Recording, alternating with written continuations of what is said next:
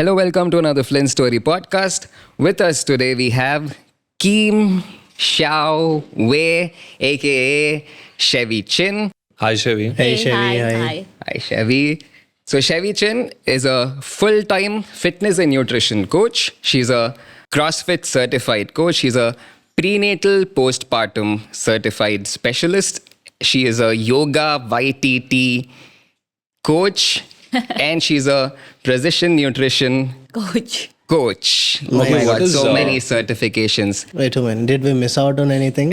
No, Is but that over it? the years, it's not so hard. Is there anything you haven't covered in terms of certification? Well, I think you've covered everything. Except Well, that I you- am currently a full-time personal fitness and nutrition coach. and nutrition But what coach. is yoga YTT? So that's aligned with the USA Alliance Yoga Okay. certification, which is certified or recognized all over the world Got it. globally. Okay. Yeah. Yoga, fitness, nutrition. So basically, you are the key to everyone's health and fitness. is Fingers it? crossed, yes, and hopefully all my clients think so too. But when and how did this start? So, then I'm going to have to take you all back, way back. I have always really been in the corporate sector, Okay. right up till the time that I had my child. Okay. That was really a turning point in my life, and probably that's what inspired me to get into prenatal postpartum, for the simple reason that I had no one to guide me. We had very less access really to the internet and Right. in terms of say podcasts like Right. this, YouTube, all of that, it was way not so forward in terms of prenatal help. So that was when I started moving very slowly, baby steps, functional fitness, things that help athletes in terms of rehab, and then slowly progressing to CrossFit, and then progressing to understanding why we even do all of this with mobility, which was yoga, and then finally moving on to prenatal postpartum as my most recent certification. And I probably have, say, 10 or 12 clients under my belt in terms of both prenatal, postpartum, through that 9-month journey and through another 12 months of recovery post having their babies. Could you tell us a bit about what exactly is prenatal and postpartum fitness? Sure. So it's a huge, very, very wide topic. What I can narrow it down to is that these are things that, especially in India, we take it for granted. And also because we are so conservative, right down to doctors saying that you do not have to work out. You need to rest. Exactly, You need to yeah. stay bed rest and don't climb the stairs or don't go downstairs. It is so restrictive. And that's what's shocking, is because you need to rewind, understand that in the past when women were active, out in the fields, pure hard physical labor is when they literally just popped their babies out, Right. and they were back to work literally the next day. That is how it should be. Yes, I'm not saying that they're not given extra care, extra love, extra TLC, but you need to be physically active, mobile, and shouldn't be a handle with care or a fragile for that matter. So there are just a few movements that we exclude, especially in cases where the doctor says no or puts her foot down and doesn't give you, as a trainer, a green signal to work out or train your client with. But there's almost a good to go for every other movement, really. So it really depends. Again, it's an understanding. It is also a lot to do with the experience I have had as a mother or as a new mom. So the handling, the mental awareness, how to deal, which something no mom tells you about, especially even over here, your mother-in-law, your sisters-in-law, your own sisters, no one really gives you a clear picture of what really to expect. So there's a lot of, say, emotional needs that a woman has, both while she is pregnant, through the delivery, and especially postpartum, because there's just so much focus on the baby. Right. The woman needs her me time, that her only time really comes in truly when she's at the gym. There is no outward or no third party, no external disturbances. And I have seen women either recover or just refresh, rejuvenate in that 1 hour, put themselves through a big grind and yet come out of it so much happier. They're renewed and they have more patience with their baby post that 1 hour's workout.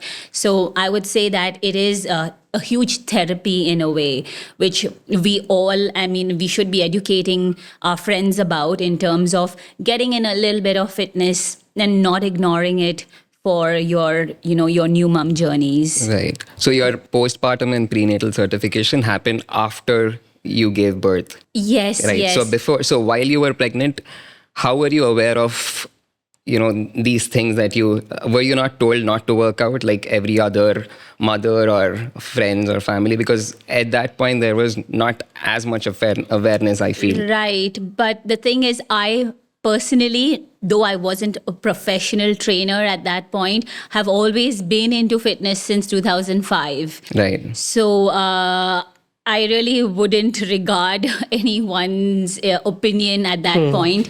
And no matter how, not offensively, but how backward we were in terms of fitness during prenatal times, I still worked out as far as I could until my 6th month, when I started waddling like a duck and I couldn't really manage steps on the treadmill, but I kept running throughout. The only person I possibly had as a reference or a guide was my OBGYN. I had my baby in Pune. I was living in Pune at that time. OBGYN is what? An obstetrician gynecologist. Oh, Okay. So, and the best part was he was a male doctor and yet so forward. I'm really lucky to have someone like that. I had no fitness instructor even, and he was the closest I had to giving me fitness advice. So I held on to whatever I could and managed to work out. So this is the irony. The moment I stopped working out because I was asked not to in the 7th month, I started regressing automatically. I was bedridden, I was feeling lazy, I had more cravings, and this is not a coincidence. I see that on repeat with anyone who's done that, taken a break from fitness. I'm not asking you to go through a grueling 60-minute workout, but even if you stayed active for 30 minutes, walking in the evening, taking a stroll is still good versus not doing anything at all. Yes, Right. I agree. Yes. Yeah. Is there anything that you wish you had known after training so many pregnant women and postpartum, Right. and after all this knowledge you have gained? Do you wish you had known anything while you were pregnant? Of course, every single moment, I wish I had a trainer like me at that point. I'm not talking about myself per se, but every morning when I step into my client's home gym, I keep thinking, wow, like really, you should be thankful for the fact that you have a trainer who can guide you. Literally, it's just on, like, say, autopilot. They don't even have to think. They don't have to do any research. They don't have to do any homework. They just ready in their gym clothes, and I am there to lead them from their warm up to their cool down. If they have even any questions about how they are feeling in terms of, say, recovery, in terms of pains, in terms of when to expect a contraction, how to deal. All of these things, I am literally their reference. So Right. I would say that I really, really, that's my biggest regret, or I wish there had been someone like that for me. I would have really been the happiest and maybe had more than that one child that I do. But did your go ahead. did your fitness journey, like as a coach or as a trainer, start with postpartum and prenatal fitness? No, it started actually at F45. Okay. That was functional fitness. So you started off with functional fitness, and Yes. not before that you didn't do It was anything. always, I started off. Take us back to that point, that time where you okay. actually started. Like, what's the reason that you first hit the gym? Right. So I'll quickly address what Vikram brought up. Right. That would be the professional aspect Yes. of it, the functional fitness. But I started started off way back when literally there would just be 1 or 2 treadmills in gyms at that point in time. This was in, say, 2005. Okay. And very, very few people know this. I'm sure even you as Gautam as a close friend also wouldn't know this. I went to China in 2005 Right. when they were preparing for the 2008 Beijing Olympics. Okay. And China was great. The food was great. I had a fantastic 3-month holiday, but it was so great that I came back 8 kgs heavier. And yeah. Nice. And I was in shock and disbelief that it actually could happen to someone like me. So genes can only help to a certain extent, I'll tell you that. And then I had to lose it all. And then I was working in the corporate sector at that point. So I really didn't have time. But I was determined. I would wake up at 4:30 in the morning and go to the Nazis. There was this one aerobic center near my place. And I will give credit to Rajeshwari if she is watching this.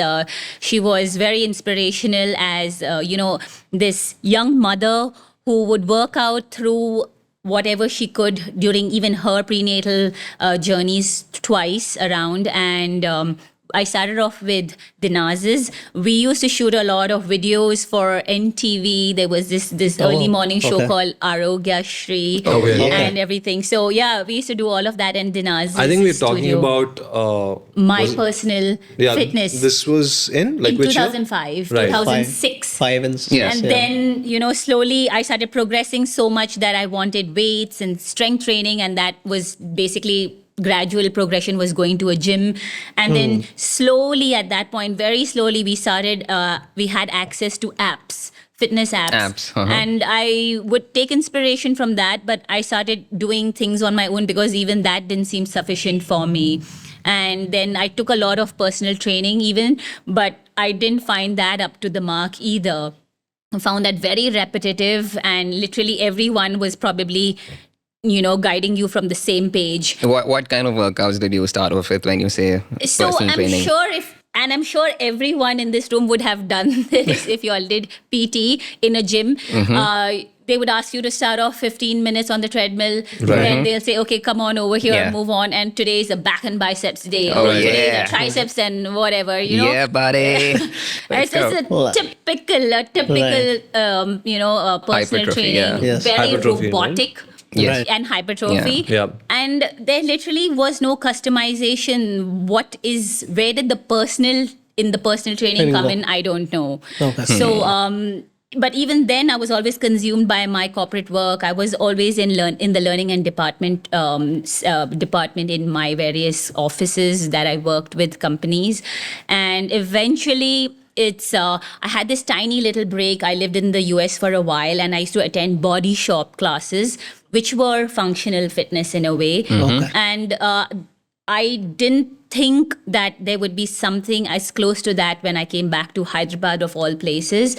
And that was in the form of F45. Okay. And again, thankful to Pradeep, who set that up, brought it all the way from Australia. Yeah. And I spent my first 4 years professionally over there as a coach, got really, really intense functional training knowledge over there. And then is when I made this progression to CrossFit.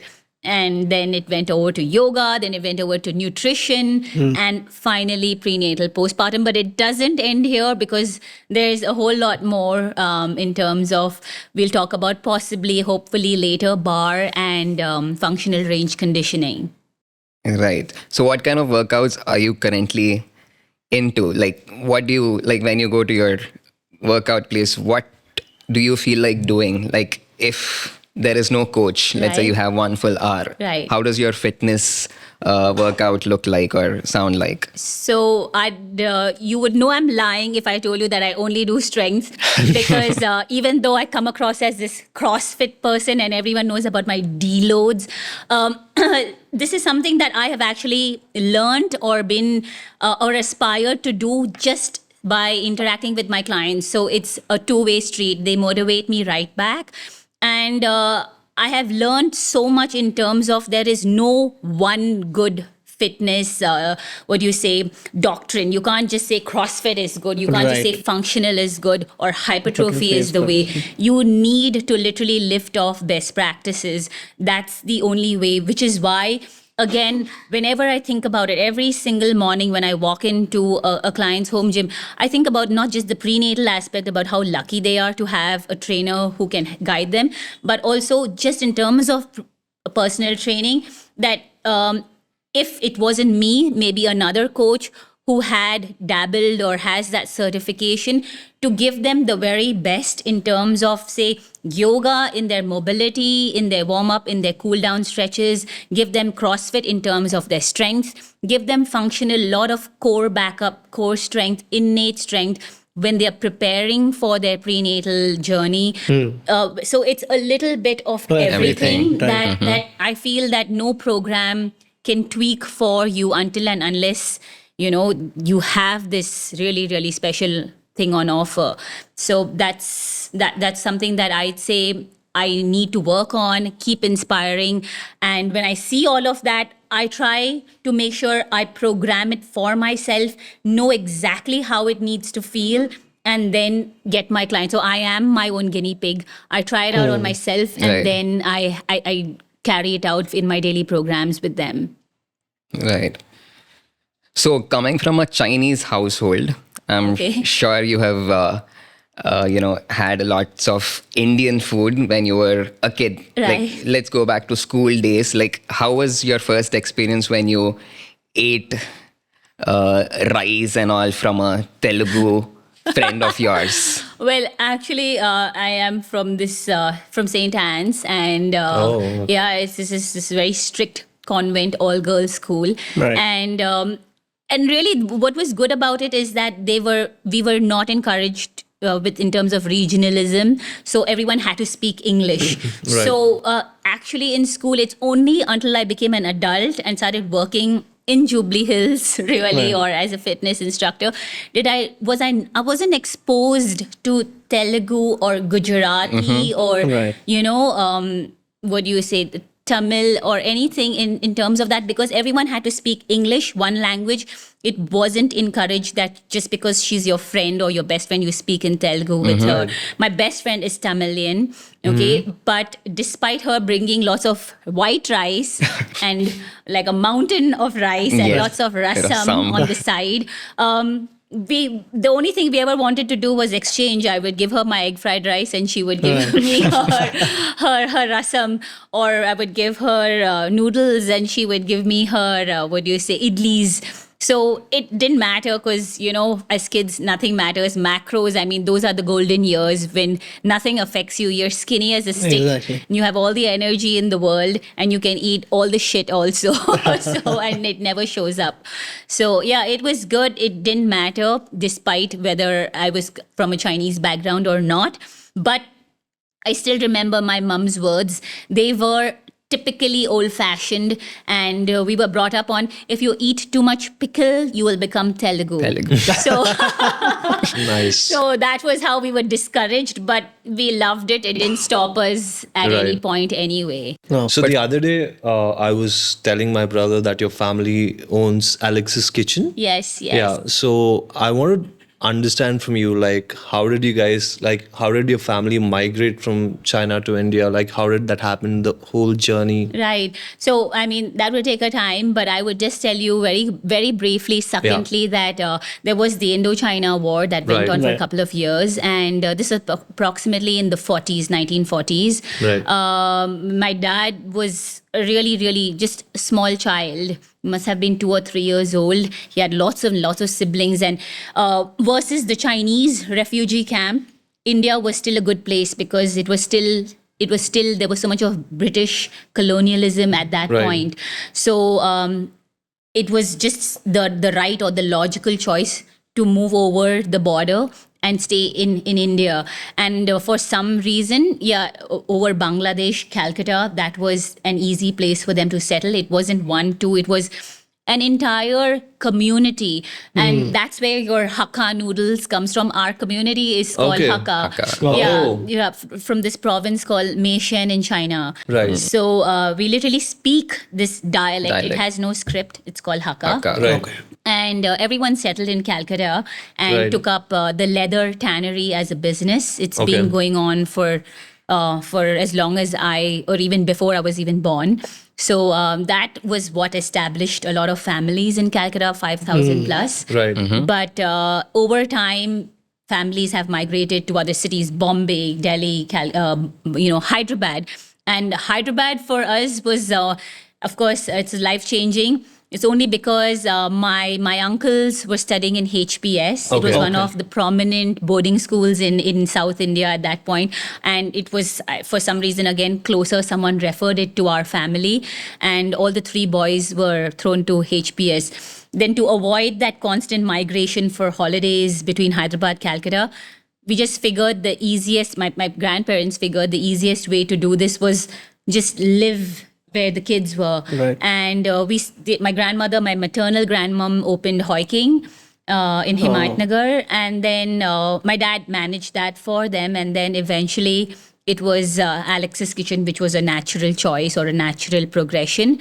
And I mean, that's as old as I am, 1 year younger than me. Okay. Right, but then again, we shan't ask me how old I am, and that's how it's all started. And I have friends whose parents have been going. I mean, it's been going through generations now, Right.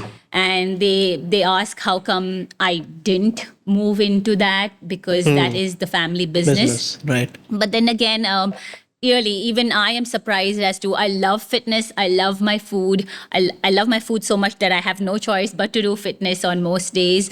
But this is something that I am still juggling through and I am still in two minds over. But yes, fitness any day. It is still a 24/7 live, breathe, and do fitness. Maybe at some point the restaurant will come in, but as of now, I am so focused on getting in more experience, evolving in fitness. Right. So the last time we spoke, I mean, the first time we actually met, you told me that your your grandfather and the entire community that you were just talking about, Right. they migrated to India because they heard good things Right. from the Chinese soldiers who were at the border. Right. But later you said that even though you are an Indian citizen today, you Right. quite don't feel comfortable Right. with a lot of things that Right. happen around you. Right. Well, very quick testimony to that would be that I have two older sisters. Right. They're slightly older than me. Right. And the one who's in between, I think I'll never forget. It was so poignant. It's such a big deal because which child in her 7th grade just makes this declaration out to the family coming home one day from school and just throws her bag down and says, you know what? I'm just going to make sure I study hard, I get a scholarship, and I move abroad, and I never have to come back to India because I don't want to have to deal with the kind of discrimination that I have to deal with over Right. here. So, and we of course know what she means because we go through it. It's just that maybe our personalities or our response style isn't as strong. Right. But as youngsters, we've had to deal with a lot of, cat calls and people not knowing the difference between Chinese and Nepali, and or just randomly saying things about you have words that mean Chinese, Right. So that is literally like a given to us now. I till today make sure I have tints on my window because I don't think 2 days can pass without me being hounded on the road by a motorcyclist, his pillion, someone on the pedestrian, a pedestrian even, because there's always something. I will definitely get 2 or 3 looks if someone notices me because I look different. Right. Sometimes it has helped in terms of giving me an edge maybe, but then overall, I would say that it is unnecessary. I could do without the lot of unnecessary attention and having to even call 100 Right. for being followed out of a park or followed into a park or even in broad daylight. So Right. these things, there has been slight progress over the very recent years, Right. but my entire childhood through my teenage, yes, it wasn't very easy. Right. So I would say I am a very strong person in terms, especially being a strong woman and knowing how to deal with all of this, not only because women have to deal with this, but also because I look different and have to deal with that extra also. Right. So yeah, it's been challenging, but overall, Indians are way friendlier than most other countries, I'd say, and I've had it good. So I'm thankful and I'm pretty comfortable at this point. Right.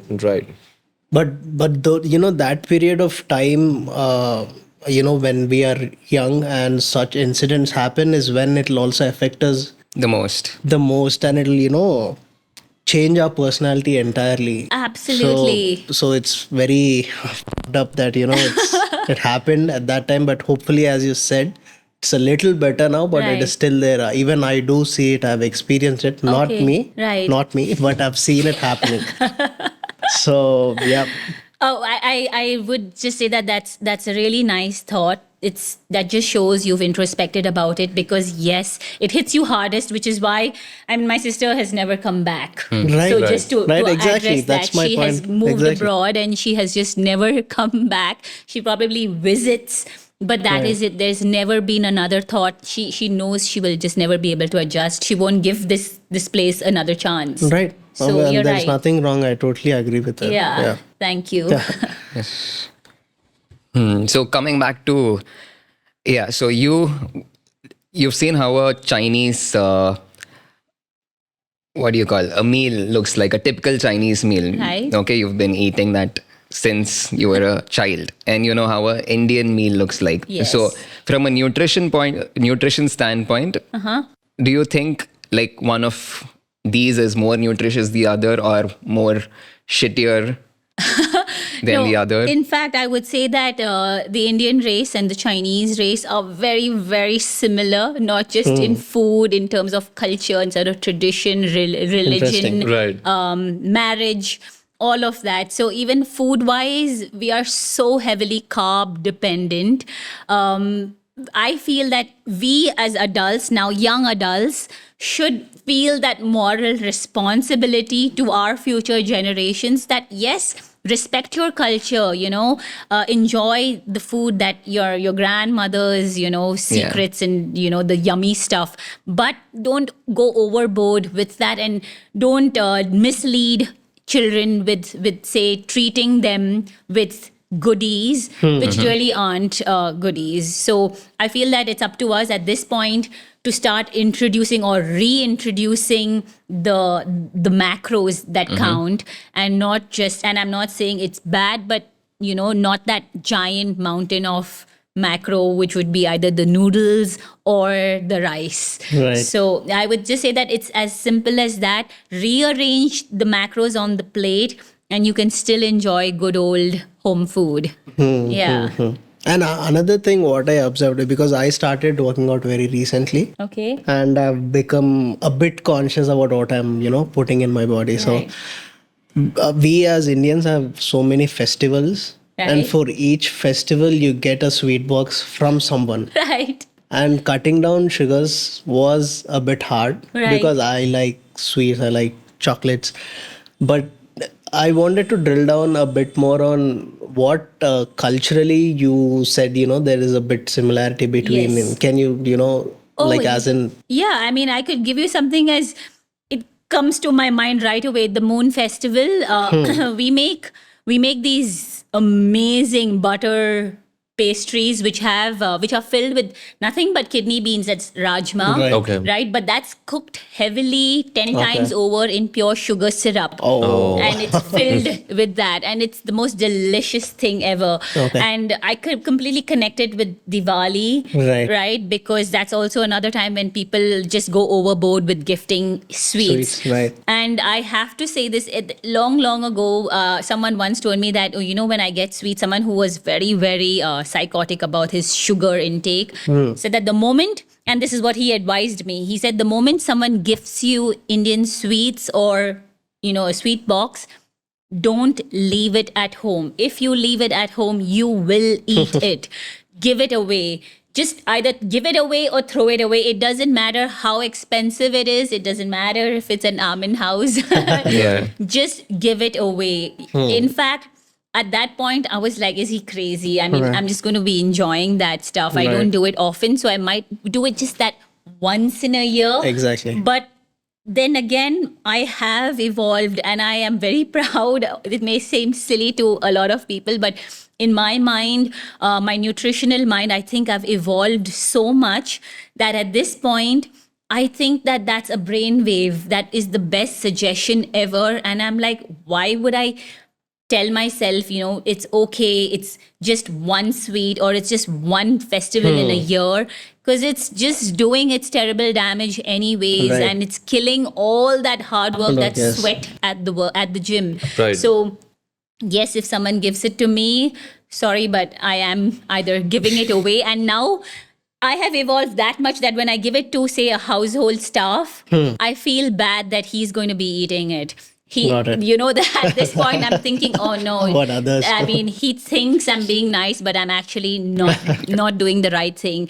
Yes. So yeah, that's how far I've evolved. So is there any other alternative wherein, apart from sugar-free sweets, Right? is there something we can gift our friends? I would say a giant basket of fruits. Okay. Right, the freshest local fruits ever. You don't even have to go exotic. They are the best and most flavorful. And I think that's that's the best thing anyone could gift me in case you want to. Yeah.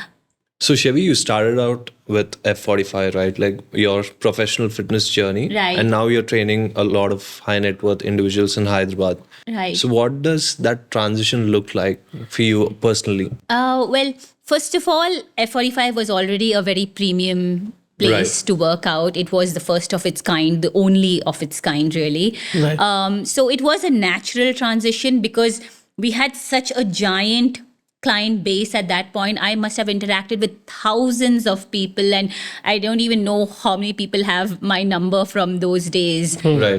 But I've had people call me, say, now it's been like 6, 7, 8 years down the line. They still remember me. They're still in touch on festivals. They send out messages and wishes.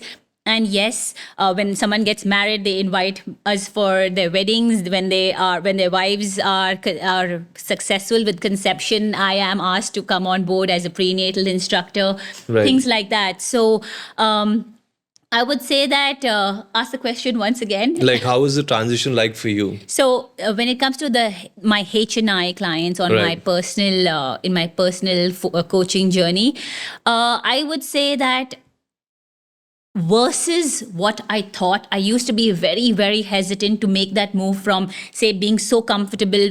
They come into my space and I train them at my hours, Right. at class timings, and they go back and I'm done. I don't have to address anyone individually and give that special connect or build that rapport. But I am actually really, really glad I am in this space right now because I will say I am truly blessed, fingers crossed. I don't wake up in the morning or go to bed at night, worrying about the next day, stressing, because I have some really, really amazing, modest, humble, and I would say hardworking clients who, despite whatever background they come from, respect my journey, respect my discipline, respect my love and my passion for fitness, which is why whoever is with me, they know it themselves. They've been with me over I mean, they see me every single day, 5 days a week, possibly more than they see their own family members. And it's been on repeat for years. Right. So I value that connect, and we don't have to talk secrets. We don't have to share super personal experiences, but that mutual respect stays intact.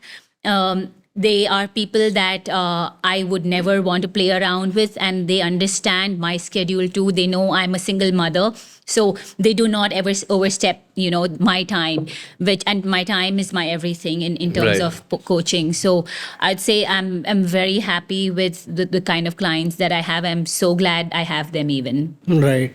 So I wanted to know, initially you told you're working in the corporate, right? Yes. Because, once you start working in a job, Right. let it be anything, changing your entire domain is, a big transition. Let's say I'm working in IT right It now, is. and let's say I want to be a filmmaker, and You're already a content creator. Yeah, man. I want to be a filmmaker now. Okay. Oh, wow. Okay. So, that transition is a huge thing because you Right. have to plan a lot or, Yes. stress on it a lot. So, Yes. what was the point wherein you decided, okay, I'm not going to do this anymore and do this full time? Right. And why did you take that decision? Right. But there's so many interesting things that I Right. want to say back all Yeah. at once, but I have to say this step by step.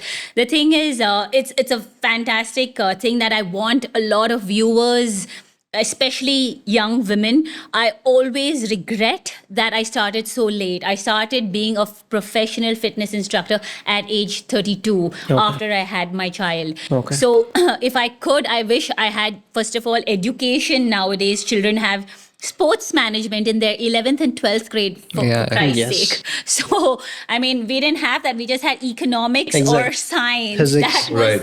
That was so limited.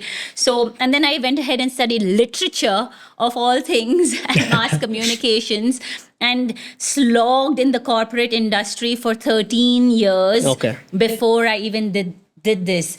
Now, I feel that we're always, as human beings, very complacent. We stick with something until and unless it's so hard, it is so tough, it is so unimaginable. It's when you're driven and painted into a corner, when you realize that you need to just get out Yes. or claw Coming your way out out of our this comfort zone is not zones, that right? easy. Yeah. Right. So, I mean, we tolerate shitty bosses, we tolerate late hours, Yeah. terrible pay, overtime, and all of that. And for what? And I realize that we have this one life, really, and life is so short. Right. And these things really came to the fore after I had my child, and there was obviously so many things that happened all at once. Not just in terms of not having a job at that point, because I had to give up my work to be a full-time mom. Also because I was for the next maybe it went on for a year or two post having my child. I went through a divorce even. So there were so many things that I think that I wouldn't have it any other way, because that made me just so much more determined to do something that I loved. However, I would say that families need to give you as a person that moral support, that financial support even, if they believe in you, and if of course you're willing to work hard for it. I really wouldn't be here, and it's so cliched, but literally, if it weren't for my mom, my dad, my aunt, them helping me in terms of looking after my child, despite even you can have 100 nannies, but you would at the end of the day need your family to be there. So if it weren't for any of them and supporting me financially all the time, I wouldn't have been able to stick on no matter how much passion I had for fitness. Because if you work in terms of just limited 4 hours a day as a coach, how much can you really earn, right? And that was what I did for 4 long years until and it wasn't really even for the finances. I just needed to come out of that rut, explore, try new forms of fitness. And I have to say that it was nothing but my passion that helped me progress. It wasn't me trying to think that, okay, so from 2000 to 2020 to 2021, this needs to be my projected earnings. It wasn't even that. For me, And if you are someone who's passionate about your fitness, it was about, okay, I've done my L1. Now what? Next what? I'm good at this. I don't know this. That client asked me and I couldn't help them with their mobility. I need to know this now. So that was how I progressed. And literally everything went in a flow. The personal training also just literally happened overnight. Someone called. I said, okay, I'll come by and I'll talk to you. And then it just flowed one person to another and it just grew from there. So I would say that if you are not happy and you're stuck, it cannot be that you expect a result right away in the next line or whatever else you want to do, because I didn't. Right. I just did it because I loved doing it and I felt that it was the greatest opportunity ever. And the days fly by. The months, the years have flown by since 2015 when I first started. And I'm here now at a point where I am in command of my schedule in terms of being able to figure out a lot of things and still manage to have me time for my child, my weekends off. I think that no other job in the world could give me that satisfaction. And the fact is that the best part or the biggest bonus is that I love what I do, literally every breathing moment. Nice. So yeah, you'll have to take a call at some point, Revans, if at all. That movie making is... So he's my the producer. He's going to produce Of my course. movie. Sure, good luck He's to been that. in this dilemma since what 12 years. No hero, na? But also it is financially very rewarding. Like today, At this point, Yes, yes. But it took a lot of hard Obviously, work yeah. and building up your experience. And I would say that it can still grow. Absolutely, The only yeah. thing is that at this point, I am trying to scale it up because trust me, there have been moments where I've either thought, literally wasted time, space in my head thinking, I wish there was one more Chevy. I could clone myself, or I wish there were 48 hours in a day.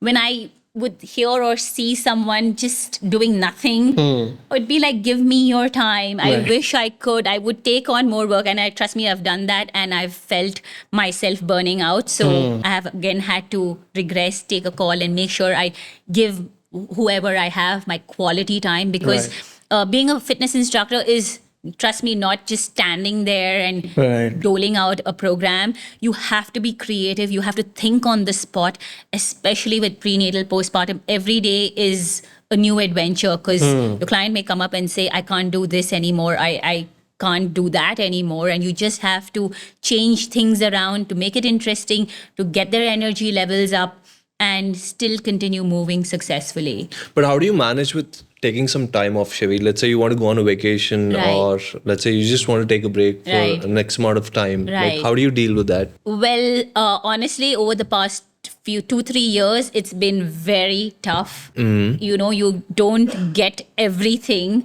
Absolutely. I would say that I've had to take a call in terms of taking very, very few vacations. It's good in the way because my child is busy at school, but I try to time it, even if it's say 2-3 days off, you know, traveling, meeting my sister in another city, or once in a year, like that giant annual holiday. I am making it work because, like I said, I kind of am in control of my schedule. Right. And clients are really understanding. I always make up for something. I feel it's a give and take. If I expect them to be fair with me, I need to do the same. Absolutely, So if I take time off from them, I give that time back at some other point. So that's the only way I can train and continue to train with peace of mind, and they would also enjoy that training at the same time. Got it. So, for coming back to the prenatal and postpartum workout, Right.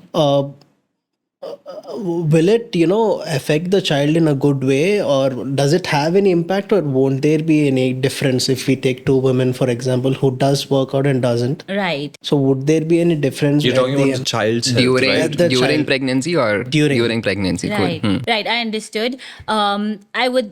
I could, and I would want to say very, very vociferously that yes, it makes a huge impact. Okay. But then who knows, at the end of the day, genes take over, what Exactly. happens, the process that child was made, was it IVF, was it natural conception, a lot of factors Okay. around it. But at the end of the day, yes, it is 1000% clinically proven that yes, a child whose mother has been through both fitness prior to her conception, through her entire pregnancy journey, and postpartum, that important 1 year right after having the baby, makes a world of a difference to while the baby is in the womb. The child experiences fewer chances, 85% less chances of being an obese adult or a teenager. And in terms of a mother-child connect, when a mother is going through exercise postpartum, again, there is an 85-90% chance of her having fewer, what do you say, postpartum depression, inclination towards depression. Okay. She takes or she looks at workouts as therapy, and there is so much more mental peace in terms of her, first of all, achieving some physical goals, feeling better about that physical transformation, finding that old body back, coming back, shaping back slowly. Because trust me, what you see today of me or any postpartum mother is definitely not what she has seen of herself when she's going through both the prenatal journey, the discomfort, the transformations that your body goes through. Postpartum, oh my God, my stomach was a mess. Like literally, I was like horrified. I couldn't even believe it. No mom, my sister didn't prepare me for all of those changes. They just think that you should take it in your stride. But then again, I feel women should know that that is temporary and you accept it, but you're working on it. You're not just sitting and hoping for a miracle of a transformation later on, but you're working on it simultaneously throughout. So I would say that, yes, it's very, very important, because obesity, then even I would say gestational diabetes, these are real things that happen to women who do not exercise. And just so you know, a very quick FYI, gestational diabetes is something that could crop up while a woman is pregnant. And it could affect the child so directly that if you do, and exercise is the only thing that can actually handle or take care of gestational diabetes. There is no medicine, there is no pill, there is no other regime. And if at all, sometimes it hits the child directly that when the baby is born, the baby is diagnosed with type 2 diabetes for the rest of his life. That is how serious the implications are. And in terms of the woman, that gestational diabetes can then become diabetes and ongoing diabetes for the rest of her life, or until, if at all, she can take care of it through workouts again.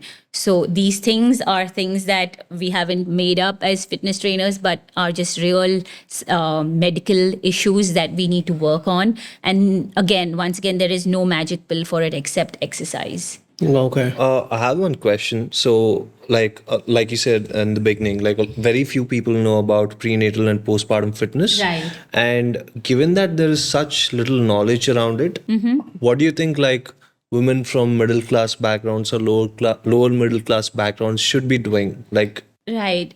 This is again, yes, I was approached by people asking for, say, trying to conduct a workshop and to be more accessible.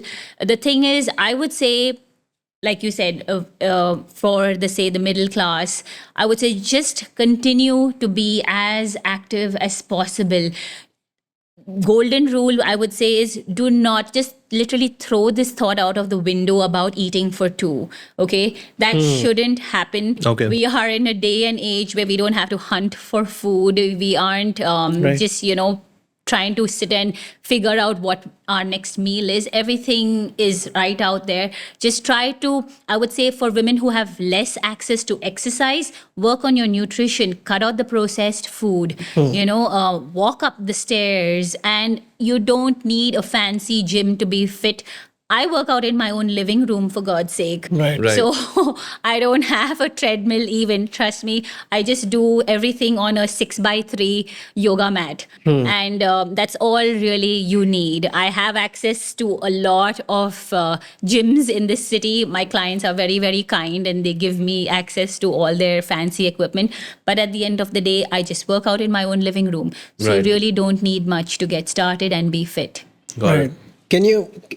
Can you elaborate a bit more on the post pregnancy phase, because you told that randomly they might be depressed after pregnancy. Right, So that right. is I didn't know that. So can you talk about the whole phase? Sure. And what is I will talk about the fitness aspect of that, but I do very, very just itching to say this, that I'm glad you brought it up. If, I honestly, Because- women, he's a very sensitive young man, and I love that you have such a, broad thought no, about because this. if I would give birth, Yes. I would be happy that I have a child. Right. I would not be depressed.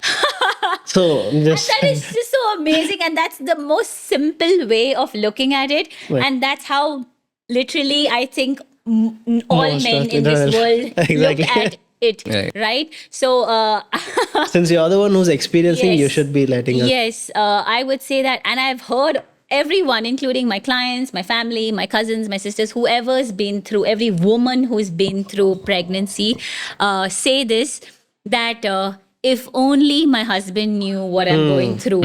I've had clients or friends or women saying they cry while they're taking a shower. That was, even for me, that was an eye opener. Like, that's how amazing and selfless these women are. They don't want their families to see how much they're impacted.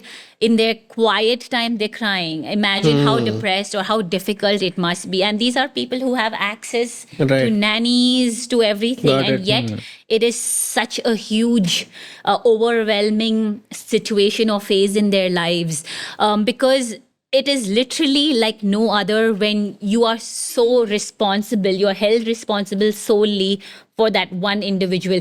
Trust me, it is way easier when that little human was in your tummy, because you all could move around and do things as Exactly. one. But now it no longer is part of the same entity and is an entity by itself, that now you have to take care of not just yourself, that baby also.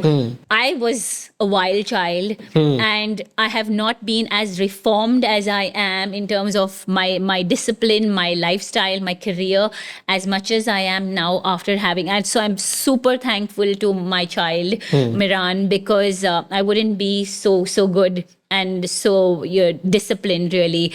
I would say that men, the only thing they could do is literally pitch in and do the work. Like the sleepless hours, the night time when the baby doesn't sleep, those are, I think, what kills the woman, the mother, because she may have help, she may have someone carrying the child, she may be in another room, but it is now no more a switch where you can just switch off and say, okay, it's time for Right. me to disconnect my laptop, my work is done for the day. You are just permanently going to be wired to that little being, and you're going to be worried, thinking, is he going to sleep? Is that person carrying him? Is there something really wrong? Or should I just try to just ignore it? That stress will never end from the moment the baby's born. So once you decide, as say a couple, or as what do you say, As even with your partners. partner, if you tend to have a baby, there is so much thought that needs to go in, because I see very, very, very rarely when you truly have a hands-on father. It is way, it's just, as a species, you are built or engineered so differently, you're unable to think like the woman. So I would say that you literally take turns entirely, and then you will know how difficult it is. But the postpartum depression, I have to tell you, is real. I went through it. I went to counselor, a psychiatrist, which didn't help me. Trust me, I did that for 3 days, and I junked that diary, and I stopped going to her without even bothering to tell her I'm not coming back. Because what I did instead was find a gym and spend 3 hours at that gym, and got better. I mean, just seeing the physical change, getting time off from my family, getting time off from the nanny, getting time off from from a child crying is the best. It's magic. I come back as a new human every time from the gym, and my family understood that, and they were more than happy to just let me be and let me do my thing. I honestly think that there's no better recovery or recommendation but fitness. But that's what I will always say. Nice. Talking more about postpartum and prenatal training. So there are a lot of misconceptions, especially in India, when it comes to training during pregnancy or postpartum. So Right. one of the misconceptions, so I spoke to my sister last night because we are doing this podcast. So she said when she approached the doctor and the fitness topic came up, and the doctor said, if you were doing, whatever you were doing before you were pregnant, you continue doing that. If you did weights, you do weights. If you did yoga, you do yoga. So she did yoga before. So She continued. she continued, or on and off, she did yoga. But how true is this? I would say it is obviously, no offense, but the doctor doesn't Yes. know better. And this is how gullible we are as humans. Because see, your sister, if I'm not wrong, is a doctor herself. Yeah. Right. Now, that's the funny thing. If, according to the American Council of Gynecology, this is what it is. As per the 1990s, the government has tried to promote so much in terms of fitness. And imagine a country as advanced as the US had trouble with this, with just probably say that the last 2 decades, how much more trouble we would have in India, because of the fact that we are so much more in terms of say very conservative as a culture. So I would say it requires so much more, I would say, marketing, in terms of exposure, so many more articles. Newspapers should feel responsible. Education around it, basically. Yes, Yeah. schooling.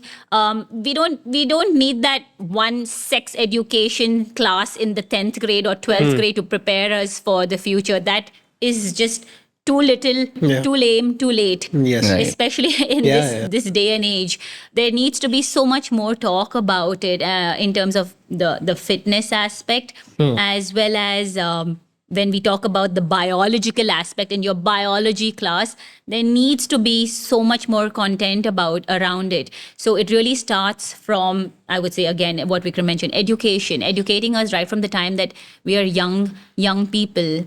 So I'd say that doctors really need to, go back and figure out the fitness aspect of it, because it is completely wrong. I can say that very, very confidently. Strength training is highly essential, and a woman shouldn't be treated, like I said again, a fragile person and handled with care. You need to get stronger. In fact, you are at your strongest in your second trimester. I've had a lady client doing a 40 kg back squat when she never lifted 5 kg dumbbells as a young, single woman in her life. So that is proof enough.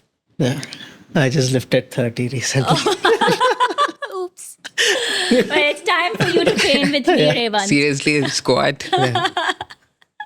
No, I just started. Right. All right. So, any other misconceptions that you feel itchy to, myth bust? No, I would just say that because it's so vital, you need to move. 30 minutes, you have to move. It doesn't matter what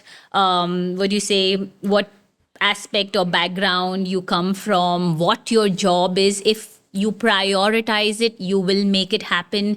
And it's not a myth. It's nothing that I want to bust. But I do want to say that if you're someone who wants to have a healthy pregnancy, a healthy baby, and relatively easier life post having the baby, I would say you give yourself one quality year of getting fit, then you conceive, because you will have maybe 100 problems lesser than you would if you weren't. That's actually a pretty good advice. Yeah. That's really important. Talking about advices, can you tell us, I mean, not us, like women out there. Sure.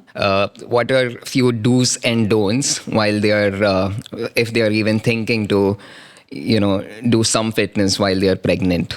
Oh, well, there's nothing really in terms of a don't unless you want to be super experimental and do a handstand push up. I would just say that keep it basic, keep it simple. Don't go crazy with all those Instagram, social media, fancy stuff. I would say that, you focus on your foundational movements, your squats, your lunges, your presses. Those are things that you need to work on. You need to get in cardiovascular activity. Yes. And just in case women start, panicking, worrying that the heart rate is through the roof. Your heart rate does go up by 1.5 times while you're pregnant. So if you have someone who wears a watch or a tracker, yes, don't be alarmed. It's just normal. But if you're someone who wants to be very, very, say, careful, I would say just stick with low impact movements. You don't have to do jumping jacks. There are a million other movements that you can always substitute and still be super fit. So that's just my advice. Prioritize your fitness. There is nothing more important than that. No amount of fancy gym clothes or I would say, belts that help you compress your stomach or things that create a lot of sweat are ever going to help you get back to true good health and fitness except for the workouts. Right. Okay. Right. Okay. And can they do ab workouts? Just curious. No. Okay. Well, you can do core exercises. There's a difference between core and ab Yeah. crunches. So you don't flex in the flexion in the torso, but you can maintain a lot of core connection in terms of a lot of movements. For Right. that, you will have to take up a session or Yes. sign me up. So during this phase, what about the nutrition? Oh, well, again, nutrition is your doctor, really. Your OBGYN is someone who would give you your prescription in terms of, say, iron levels. They're very particular about calcium levels at Right. that point. Again, you check with your doctor if you can continuing with your whey protein or your creatine or your collagen, all of your other supplements. You check. Generally, they are okay to go. But then again, your OBGYN's green signal is the ultimate sign off for everything. Otherwise, nutrition, you do not overeat. You do not eat extra. You do not eat jaggery made, nuts and extra Chicky. goodies at home, correct? Right. You do not need all of that. At this point, you just need clean, basic food and your micronutrients, especially in your fruits and vegetables. That's it. Okay. One last question from me. You were talking about how you went through postpartum depression and the counseling and all didn't work, and you just went ahead, you hit the gym, Right. spent 3 hours a day. That's cool. So for women, when do you think they should or they can start post-delivery working out? So the normal staple time is that 1 month's rest, but then everyone is different. If in case the doctor says you cannot because of whatever reason, then again a trainer cannot go ahead until she's given a fit to workout certificate. Now, 2 things. If you've gone through a cesarean section, you might need a little bit more time till your stitches heal, till the doctor's sure they won't pop. Okay. Right. But then again, you can still work out and do other movements that do not put too much of stress or load on your abdominal section. Other than that, the other thing is women tend to bleed for approximately a minimum of 20 days postpartum. So we make sure that she has stopped completely, entirely bleeding, because if a movement in the gym caused her to bleed, we wouldn't know the difference and we can't tell. Right. So she needs to completely have finished with that bleeding period of, say, 20 days, or sometimes it goes on for a month, 2 months even. Once all of that has been in complete check, can she even be allowed to work out? So yes, you have to take care of these basics. Right. Is there anything else you wanted to ask? So, you told that you initially started out with strengthening and then you did yoga and then, among all of these different kinds, Right. which is your favorite? It's like, is there a certain thing that you know, Or is just a lean khichdi toward? of everything? Khichdi is what I would like to say. I love conditioning. I love my strength because the transformation that I have put my body through, I didn't have to think, okay, I'll do biceps because I want arms, I want traps a certain way. No, I love that I learned the technical aspect of training through CrossFit. But I would say I'm guilty in terms of I have to be someone who is little on the superficial side. I love the aesthetic feminine look, and I appreciate that on myself. So I have these phases where I deload, where I want to be less bulky, because I am someone who has a smaller frame. So it's very obvious when I lift weights. So I would say I will not be politically correct. I love my functional fitness. Okay. I love how strong my core is versus a whole lot of many people who did not begin their fitness foundation with functional fitness.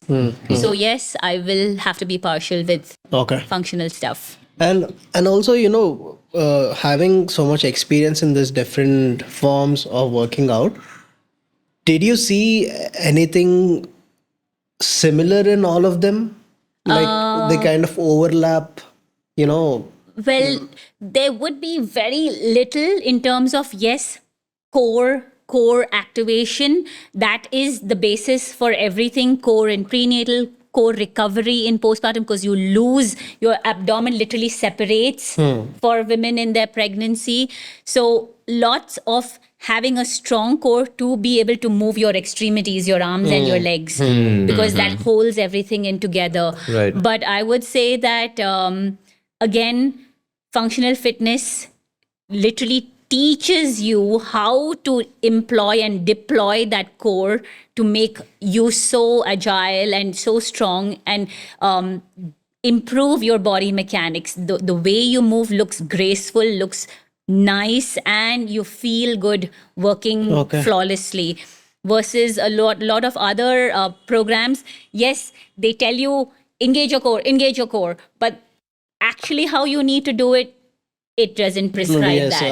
I feel it, because even Gautam was telling me that you need to engage your core when you're doing squats. And No, I breathe told in- him how to finish. but I'm not I'm not able to feel my core because I think I don't have a core. You don't. Right. So yeah. Is it just the core that you don't feel, Ravent? Yeah, it's all over core. Oops. Right. So, yeah, I would say that, yes, you're right.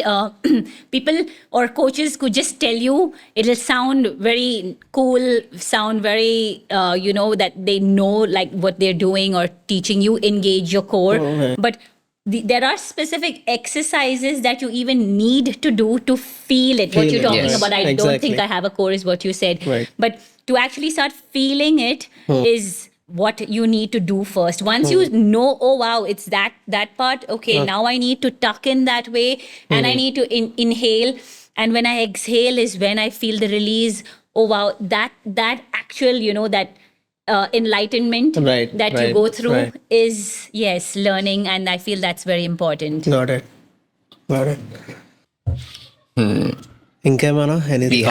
We have a- a rapid fire That's a round surprise coming up. round. Yeah. But if you have anything else to ask, No, I think we're No, done. I Yeah. think I'm good. okay. Rapid fire is the position now. Shevvy Chin, are you ready for the rapid fire? Not really. Not ready. We don't have an hamper like. Yeah, we don't have you. I mean, you don't have an It's option. okay. I'll just steal one of your posters. I love No, it we so do much. have an We answer. have Actually, we do have an hampers, hamper. hello? Yeah. We have. Okay. Okay. Ready? Yes, sort of. All right. So, which one of these two would you prefer? Okay. Foam rolling or stretching? Stretching and foam rolling, they go hand in hand. Okay, one question you're allowed to answer like this, but we are following questions. You have to choose one Okay. for sure, or Okay. else no No hamper. sitting on the fence. Okay. Yeah. Coffee or tea? Coffee. Meal prep or flexible dieting? Flexible dieting. I mean, my routine doesn't allow for Otherwise, you prefer a meal meal prep. prep. Yes, I am disciplined enough. Interesting. Smoothie or protein shake? Protein shake. That rules. I just learned that very recently. It's just the best. Just talking about protein, how much protein should one take? Well, it's just the prescribed amount.